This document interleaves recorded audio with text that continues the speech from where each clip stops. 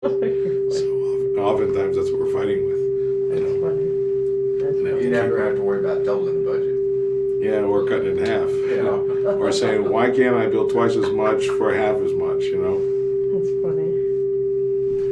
Okay, we're gonna lock and load. So Bruno, first tell me your name and spell it, and say that this is 615 Gerard family, just slating it. So Sure. It's Bruno Hayn. It's Bruno, Bruno Hayn, and Gerard Family 615. Okay. So we'll do this in two different ways. One, I'm gonna ask you the same question. One, and you'll tell me it in present tense. Like why are you taking on this project? And you'll speak in full sentences. Repeat my question and your answer. So why are you taking on this project? Why I'm taking on this project? I'm taking on this project for when I first spoke to Conrad on the phone. I thought it was a joke, of course, when he called me, and he sent me the package. Looked at the package and said, "This family needs help," and I've been asked to help this family, and I can't say no to that kind of activity. It's not my first build like this. It's my first extreme build, obviously, but I've done many other projects. One would be a small deck for a soldier. As on the board of directors for the Builders Association, I'm part of what I'm in charge of is homes for troops, and we help the soldiers that are coming back that need assistance. So we've done that. We spent a lot of time, trying to organize that and get that. And that's tough. That's a hard thing to get going.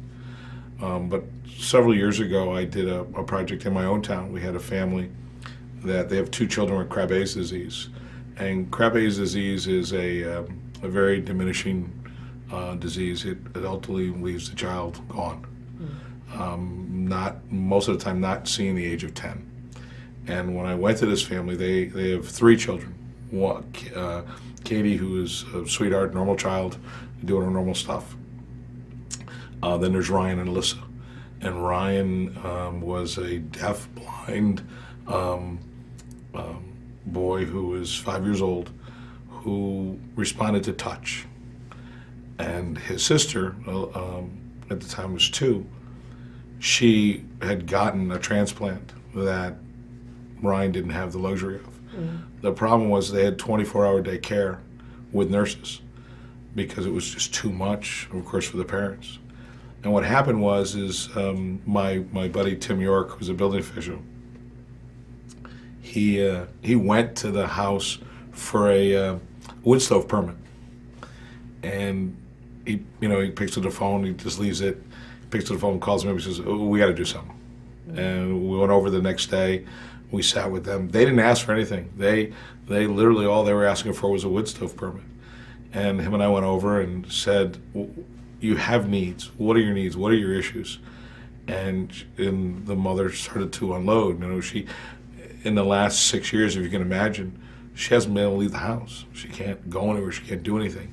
And now, not only is her 2 children, left with the fear of dying, she's now looking at the fear of losing her nurse's aid because the nurses union won't supply help if the child gets over 50 pounds because part of their union contracts, because you have to come up with some mechanical devices. So here Ryan, really close to 50 pounds at his age, was an issue. And they had a two-star colonial, and they really lived on the one floor. They really needed some more space. So like with any client, you sit down and you profile what their needs are. Not much different than what you guys did on, for this family. And so we came up with an addition. What we did is we took their dining room away, something they didn't use, and we made that as an entryway, as a rehab room, and we put a bedroom, a spa room, and a bathroom. And you just did this because you just felt like... Yeah, this family needed help. And we put in, the spa was for Ryan because he wasn't mobile. They couldn't do the treatments that they needed to, and the muscles, I think it's coagulating, they need to be able to stretch it. And the spa was to heat him up and to work it. So what I did is I designed a bedroom where it was an L shape, if you might imagine, with a spa and so forth. And I did an overhead lift system in the house so that this lift took him from his bed through a set of doors, which was, we got to do some be creative there. So you could then lower him into the spa, but then lift him back up, and then through another door into the bathroom, right into a shower. We did this 8x8 custom corner shower so that two people plus Ryan, who's young, could bathe him properly, and then come back to where he is. And it was a lot. It took us. We did that project in 4.5 months, not 4.5 days, and it was a small little 600 square foot addition. And we raised it was about $100,000 project, and we had 140 volunteers, on it, and the family didn't have to pay anything. And on top of that, we raised another $20,000, which they used to help buy. They needed a handicap van to be able to move the children around. You want to shut that off? I just think You I would did. just turn it off. Yeah. You might It's just the turn it off. vibration we hear. Yeah. Did you hear it? Yeah. That's okay. We'll just come pick it up. In this particular case, why'd you take on this particular project? So you have you're kind of a guy that likes to. Well, I've been fortunate in life. I think I live pretty good. And you look at somebody who has nothing. Everybody needs a helping hand.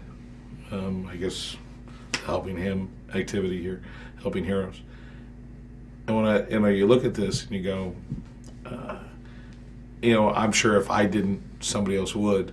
Although one of the things that I had heard, and I have had confirmation since, is other builders said no. It's a bad time of year. It's been a bad economy. We're slow. From a design standpoint, yeah, we're holding our own. But from a building standpoint, custom stuff, not a lot out there. So, it's also good. We have the time. I probably would have done it regardless of that. But when I heard other builders said no, my concern was, well, somebody's going to step up to the plate. And one of the things that I believe in our society, and I've been saying it throughout this entire activity, is you can't help somebody anymore on a casual basis without somebody thinking either you're a pervert or you're trying to get something from it, or you're trying to rob them, or you can't go to the grocery store, see somebody struggling to put groceries in their cart, and go over and offer to help. They start screaming, and the concerns is everything you read in the paper. And it's a shame our society is turned that way, and we need to help one another. If we're a society that's going to make it in this world, we need to stop with all that, and we need to help one another. So to me, helping, I said this to Carol, she's my hero, because she's the one who organized all this. We did the work. It happened, around her, and you look around, all the people that have come forward on this, it's heartwarming. It gives me the feeling that, maybe we do have a chance. So it's important. So I look at that, and it's like, I'm a believer, you don't have the right to complain and argue if you don't do something about it. So you have to be on the forefront. You have to step up. So. That's awesome. And talk about it in terms of having done the project. What did you get out of it? Why did you do this project now that it's done? Now that it's done, clearly I got more than I had imagined. I got the belief that it can be done, first of all. There was always that disbelief, even though we did go to that build in Pennsylvania to take a look. And in the 12 hours we were there, we went from stripping concrete panels to setting the roof. So clearly it can be done, and learned a lot from that activity. But that one was a simple 2-story colonial. It wasn't a very elaborate home. And I'm not sure what the reasons of some of the selections are, because having seen some of the houses that you've done, they are anything from as small as this to 6,000-7,000 square feet. size, I don't think, size doesn't make this, I think, the build go faster. So it's the details. So when you look at this, when we took this thing on, I understand, in my business, it's my wife and I. I got David, whose mother's I. He's a contract employee who comes and goes based on what projects we have. David and I, of course, partners on some of that. So it's really just my wife and I. So when you start to look at how do I organize, something this large. Well, I think I mentioned to you earlier, it was really after the 80s, the big boom. And I've always, to make money, I don't sit around. I'm a workaholic. My wife hates the fact that I don't like vacation. You go have fun, I'm going to work. So I'll take on lots of different projects. And I used to travel a lot, and I had a lot of employees at one time. So putting something together like this was just dusting off a few my old management skills, and saying, okay, I need to bring in the right people. Who do I need? So you start laying it out. The first 2 days, I start laying out. Okay, I'm going to break this thing down. Who do I need to do what? And I started making phone calls. Started calling people that I knew to start with to get them in, and then I reached out to the BNI group, which I belong to, and the Builders Association. I sent out those 2 emails. I started getting inundated with people. So I got very comfortable very quick that I was bringing in the right key people, okay, to handle their stuff, and let them do their job. So not trying to micromanage, anybody, but let them do their job, and just keep the organizational flow going. Keep with the meetings. We worked for 6 weeks. The first week was, I was able to get some other work done. But as we got thicker and thicker into this, I would say 3 to 4 full weeks were 100%. 80 hours a week. Just doing this. The week that you spent working on the project, what did you get out of it what did you learn from working on this project for this week, or building this particular house in this particular weather with all those people? What was the week like for you? Well, one of the things I learned, first of all, is you guys make a lot of changes at the last minute, which really, really suck, and make it difficult sometimes for us to do our job. But that's a normal customer, quite honestly. If you think about it, normally we would see those kind of activities over the 4.5 months. To see them all pushed in the 4.5 days, it's probably a normal count, but you don't have time to settle down from the last one you just did. But what I learned from here, the weather, it was horrible. We got snow, we got sleet, we got freezing temperatures, we got high winds, we got the rain, which kept coming. People didn't stop. They had a mission, and one guy said to me, he says, "You haven't left this site. I'm not leaving. You're making it. You're out there working. I'm going to work, and that's what I normally do. Is I want to make sure I'm not going to walk away from a job, to stay warm when the other guy's freezing his gahoonies off. It's just not going to happen." And so what I got out of it is that people, again, it goes back to the people are willing to do. All those workers, they put their lives aside to help this family. It was a great feeling to see that. From the volunteer coordinator, God, he had his hands full. I've known Peter a year. It's interesting. He has a company called The Problem Pooch. He trains dogs. He was an animal trainer. Used to train whales and seals and those kind of things. And he was up. He wanted to do something. He was up for the task. And to watch him go, from something he knew nothing about to what he did to manage that whole end. Yeah, there was some hiccups, and he'd call me and we'd go through it. He did an outstanding job.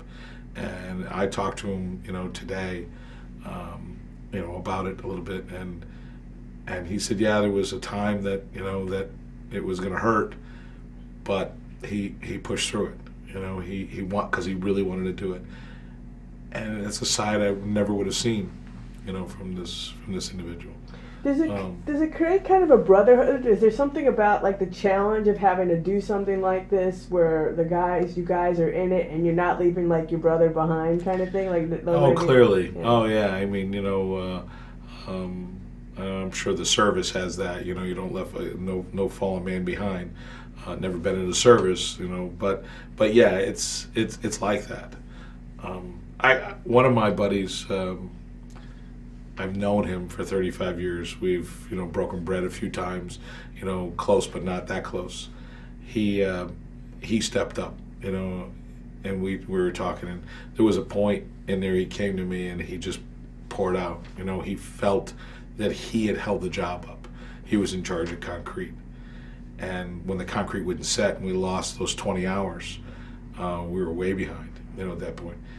And that was a side of this guy I've known for 35 years that I never had seen.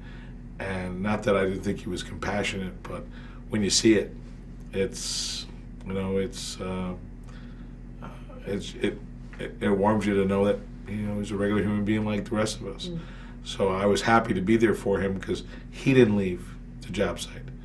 He didn't just throw his hands down and say, I'm not going to do this.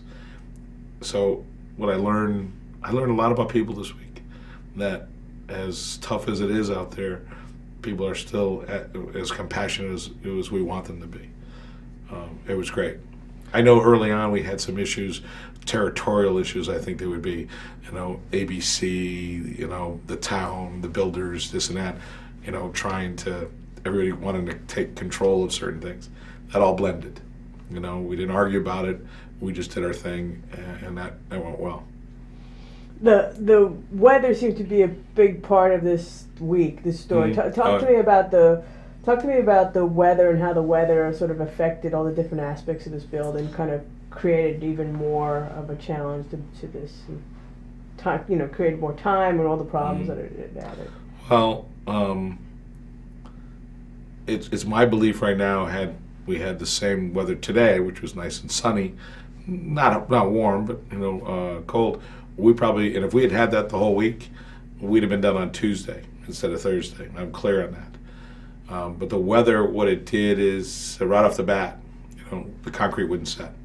Even though we had all the high early, we had all the accelerators that were put in it, it just wouldn't set up. There's some discussion whether or not we should have done some things differently. Short story is it wouldn't set. It was too cold. Then, of course, it snowed. We didn't have, we brought in some blankets. We didn't have enough. We didn't pick a small, simple house. It wasn't a rectangle. We had a lot of jogs. We had a lot of activities. But we were in for it. We were committed to get that done. So we lost 20 hours right off the bat just on the concrete alone. Now it's an all stone house. You can't have a castle that's not stone, right? We'd gone back and forth on that. And I know that, the show had talked to us about, do you really want to do stone? Maybe that's a big undertaking. Maybe you want to think about vinyl or something, some other siding. And I said, I've got a guy, Bruce Dexter Masonry. Just met him. Know nothing about him. Did a little bit of research about his company. He's been around a long time. Done some wild projects. He's involved in a bunch of projects. He convinced me that he could do it. The old story is put me in, coach. Give me the ball, I can run with it. And he did. And he himself didn't leave his men there. They would razz him about he hasn't thrown stone in a long time, but somebody has to direct, and that's what he did. So here's a house that's 3,240 square feet. It's got 4,500 square feet of masonry plus the retaining walls.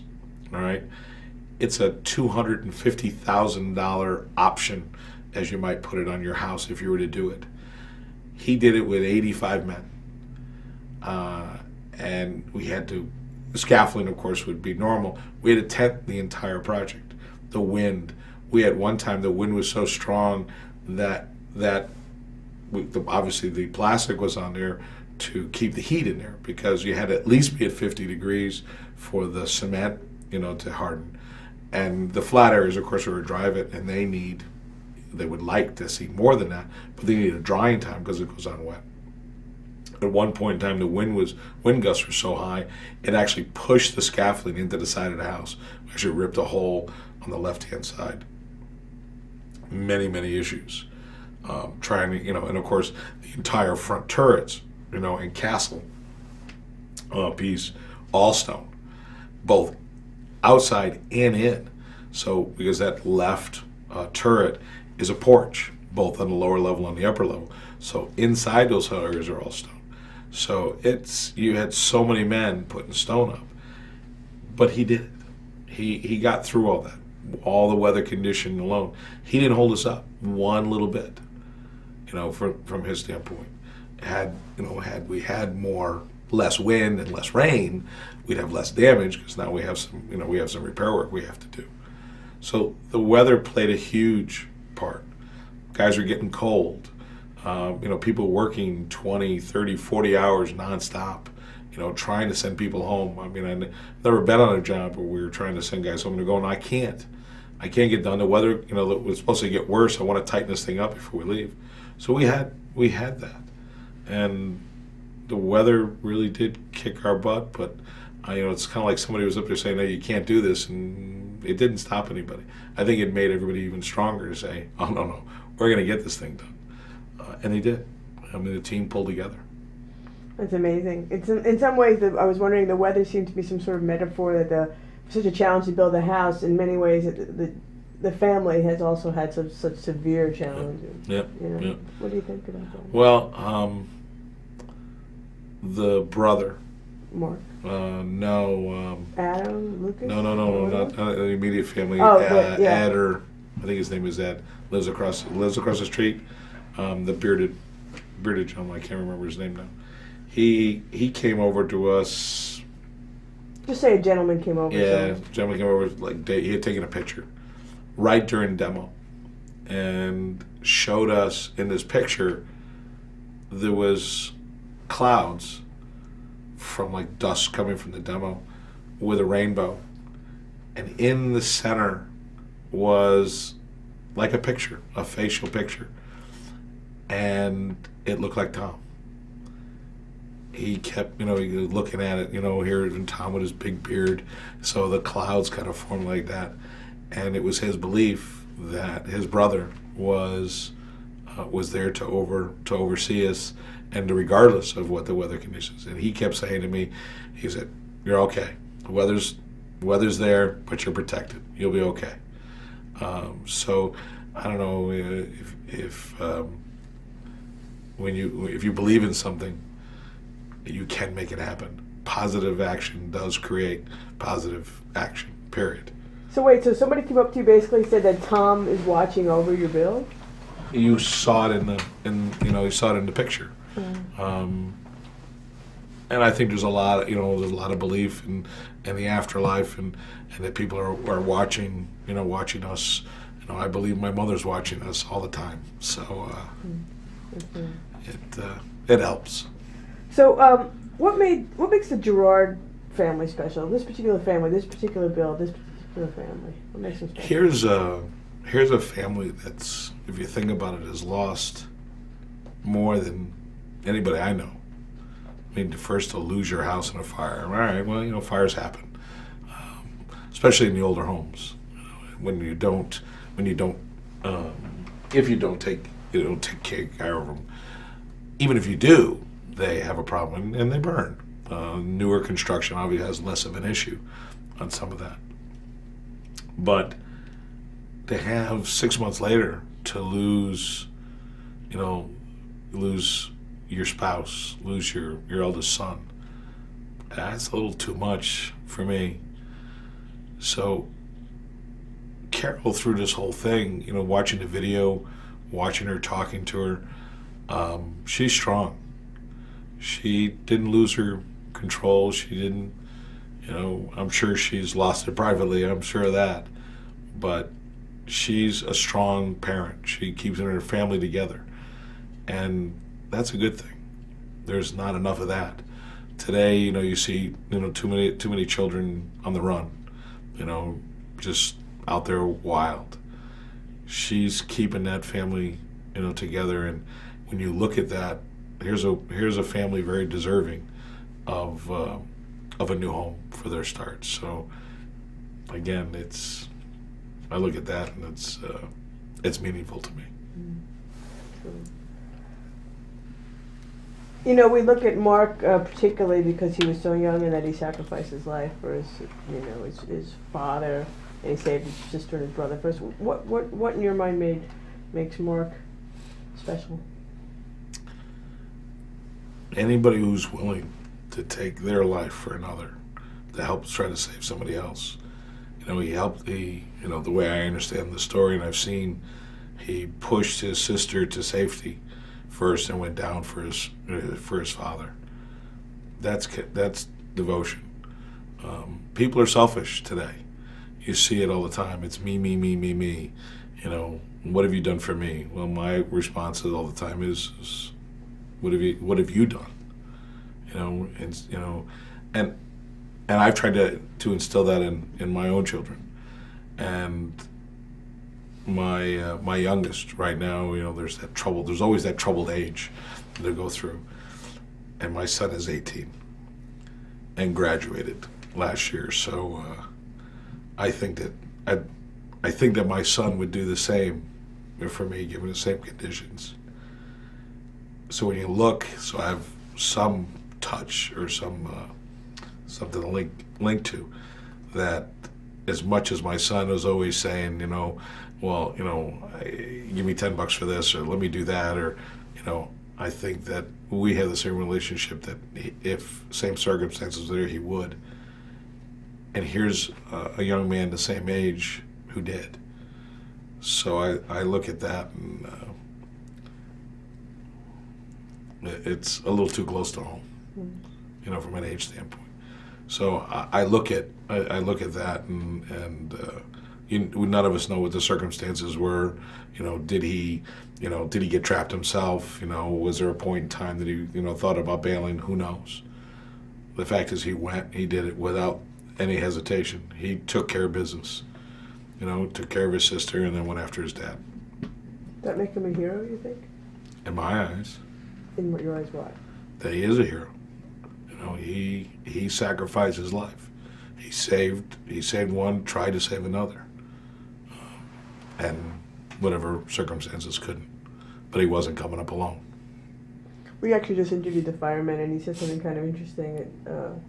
The water is so clear that Jody was saying that he probably really saw his father. It wasn't like he went down in the water and couldn't see him or couldn't find him. Right, he saw him, and having his eyes on him, really made it impossible for him to leave him there. Sure, so sure. I thought that was kind of interesting. That's an aside. We've gone to, we go to the marina, and my wife fell once, just for some reason had a blackout. She fell in the water, and we couldn't see her because the waters were so mucky, and I was afraid to jump in, fears of landing on top of her because she was down for 20, 30 seconds. Didn't know what happened. Don't even know why she, just all of a sudden, boom, she was in the water. And you think about that. If I could have seen her, I could have gone in. And I'll tell you, I think about that day a lot as to what, you feel like you're doing nothing if you don't jump in, but you got to start thinking about whether or not you're going to hurt her more, or, something if you do go after. So that's a tough decision. Those are millisecond decisions, and for him to be able to make the decision, I guess when you're younger you can think a little quicker, maybe a little more response. But now we get older, we do some things with caution. So, what makes this particular family special? You think, the Giroux family? That they've stayed together. I mean, you think about it. It could tragedy oftentimes. I've grown up in tragedy in my own family. I have one brother who is, I think every big family, I would say, has issue. I have one brother who has strayed away, and we keep trying to bring him back. And every time things happen, he seems to drift further away. Here's a family that stay together. So to me, what makes them special is that they're able to hang on to one another. I mean, you look at the age differences and all that. It's important, from Hannah's what, 7? And Lucas just turned 12, I guess, today or yesterday. So, and then 15 and 17. So there's some difference in ages. I mean, the two girls, if you think about it, are 7 and 15. And I was just in the room with them, and very close. And you can see that. My own girls are 7 years apart. I've my oldest daughter is going to turn 30 in a couple of weeks, and I have a 22-year-old, and they're very close. So when you see that, it's very warming to see the family kicking together. They're not fighting, they're not pushing, they're not blaming each other. They're not, that can happen a lot of times. I've seen it, and it can get really ugly. So here's a family that has stuck through it, and Carol's done a good job. She's, I'm sure Tom, has done a good job, there, but Carol now has to hold it together, and boy, she seems to be doing a pretty good job of it.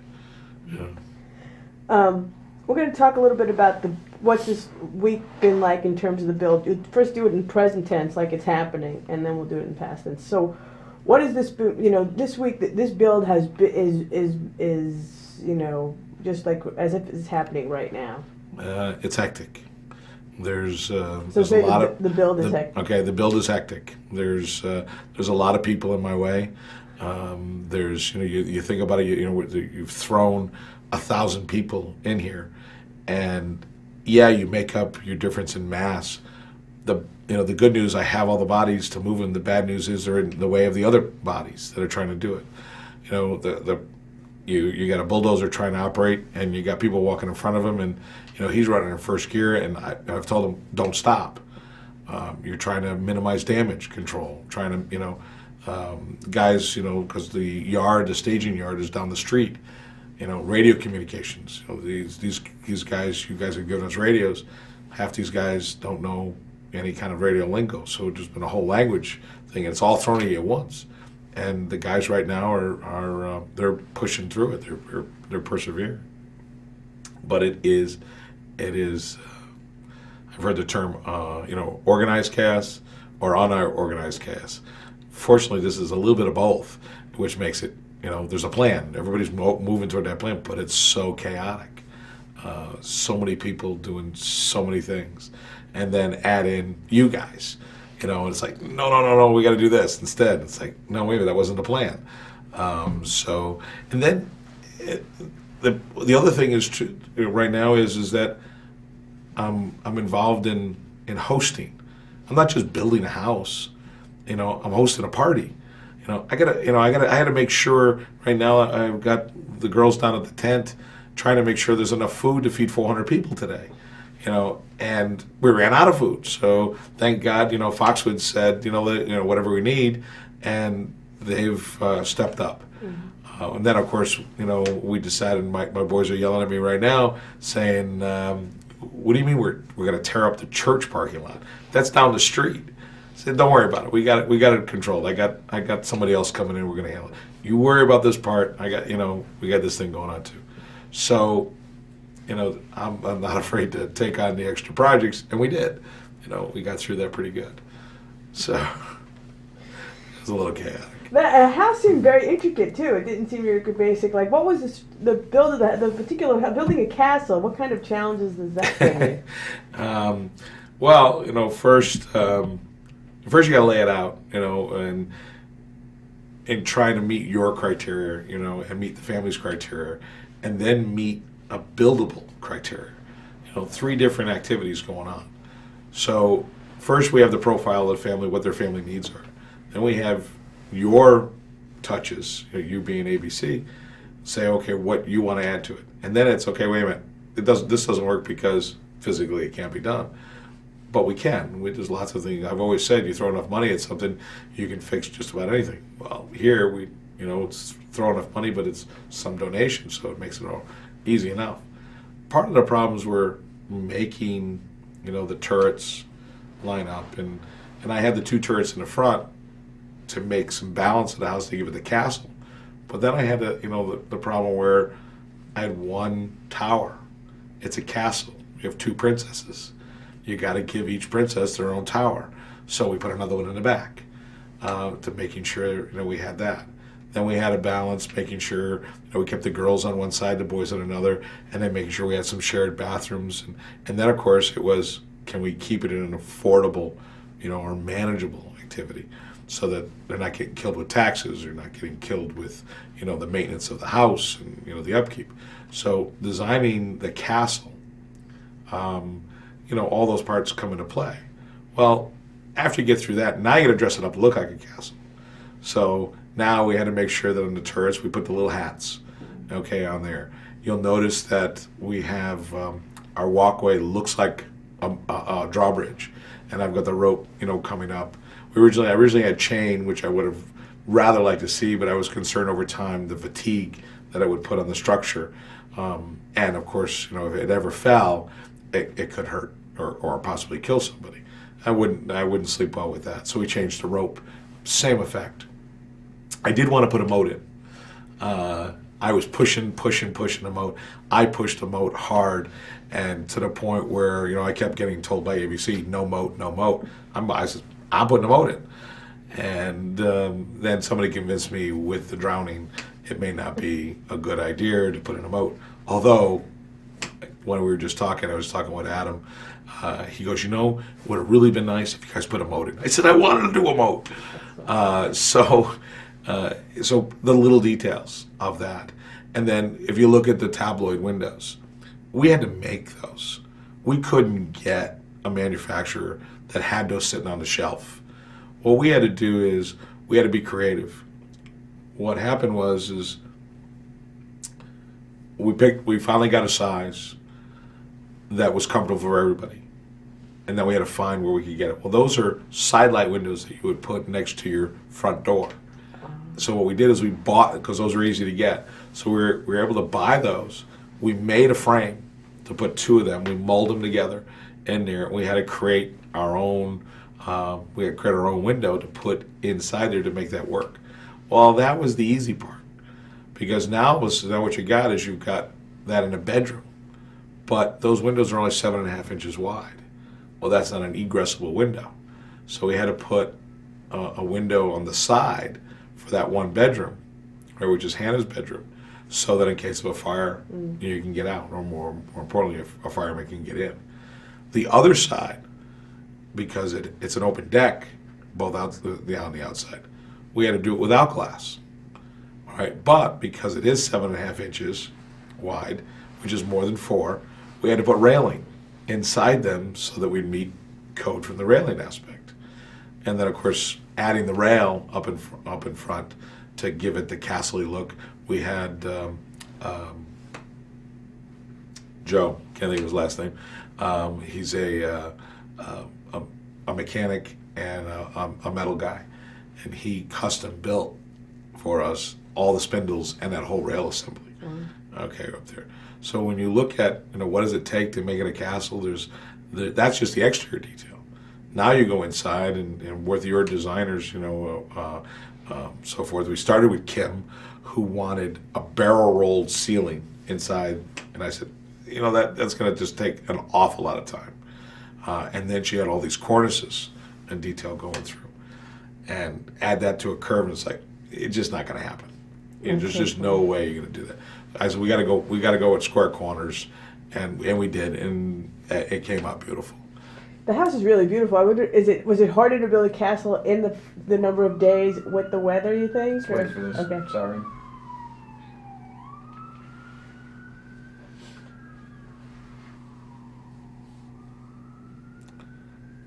more second.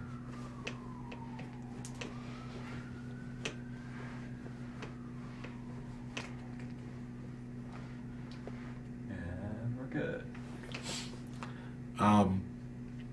when we planned this out, building a castle in the 4.5 days wasn't a problem. We knew that the one wild card was weather, plain and simple. We said, well, it's not a problem. We'll pray for good weather. That didn't happen. But it didn't stop us from moving forward. So again, I really believe that had the weather been on our side, we could have done more work.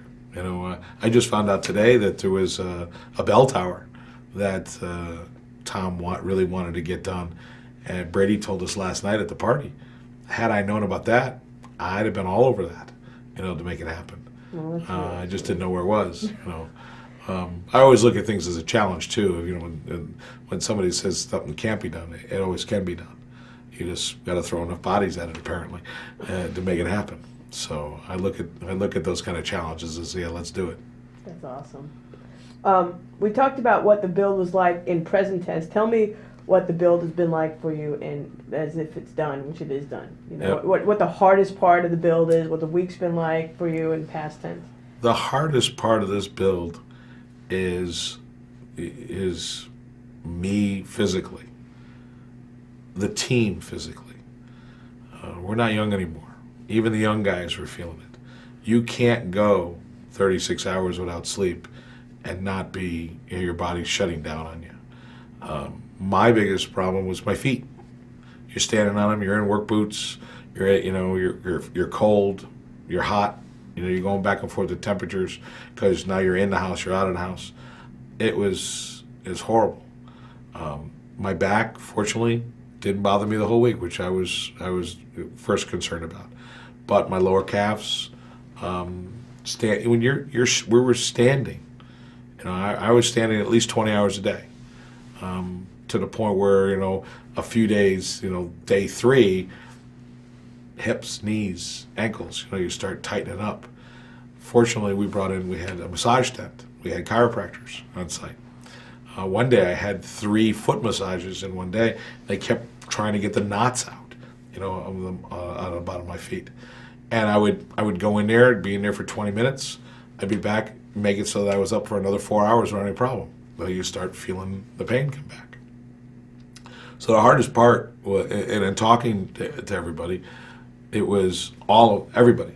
Nobody wanted to admit it. I started talking about it, and next thing you know, I got everybody coming over. And the next thing was my voice. The one thing as, the orchestrator, of all this, I got to be able to communicate. I can't communicate if I don't have a voice. And I lost that on day 3. Voice just went. It made it very difficult. I would end the day in a whisper, start the day a little raw, but kind of get through it. And what I found is a buddy of mine stopped by, somebody I haven't seen in a while, and he's an auctioneer. And he'd heard my voice, and he goes, zinc. I said, what do you mean zinc? He says, you need zinc-coated cough drops. It's an auctioneer's trick of the trade. Boy, I had people go out and grab me as many of those as you can. I'd been sucking on them things all week. So that was a problem. The fact that I was sucking on those things, my appetite wasn't that good, and trying to get to the food tent was problematic. So all the things that you don't think about. There's normally a build, no big deal. You go out and do your day, you come back, you rest, back to the next day. This was 24 hours. So that was probably the single hardest things to get through. It was just that. This change. Oh, we have to change this. Okay, we're about halfway through. You're an hour later. We can grab it at the end. It's fine.